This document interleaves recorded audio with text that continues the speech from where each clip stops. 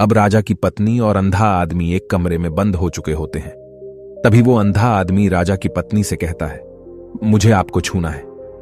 इस बात पर रानी अत्यधिक क्रोधित हो जाती है और उस अंधे आदमी को वो पकड़ पकड़ कर पीटने लगती है, कभी हाथों से तो कभी लातों से तो कभी पटक पटक कर। इस तरह से उन्होंने उस अंधे आदमी की खूब पिटाई की। उसके बाद किसी तरह से वह अंधा आदमी अपनी जान बचाकर वहां से भाग निकलता है और वह राजा के पास पहुंचता है और वह राजा से कहता है, हे राजन, आपकी पत्नी पतिव्रता नहीं है।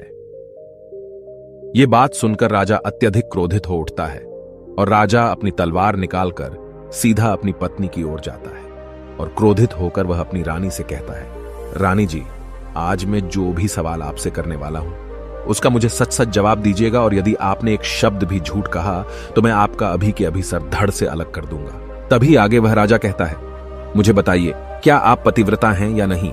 इस पर रानी कहती है, हे राजन, आप भले ही मुझे जान से मरवा दीजिए, लेकिन मैं पतिव्रता नहीं हूं। राजा यह बात सुनकर बहुत खुश हुआ, क्योंकि उस अंधे आदमी ने जो भी कहा था वह बिल्कुल सच था।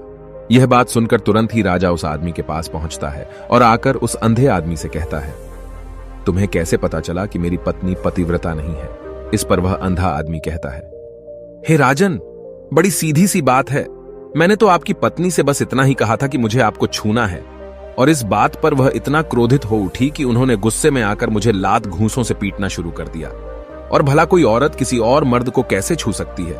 लेकिन उन्होंने न आव देखा न ताव, बस लात घूंसे मुझ पर बरसाने शुरू कर दिए। वह भी तो एक छूना ही हुआ, और एक पतिव्रता नारी कभी भी पराये मर्द को नहीं छूती।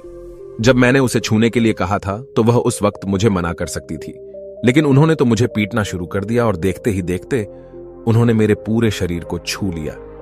अब आप ही बताइए, ऐसी स्त्री भला पतिव्रता कैसे हो सकती है?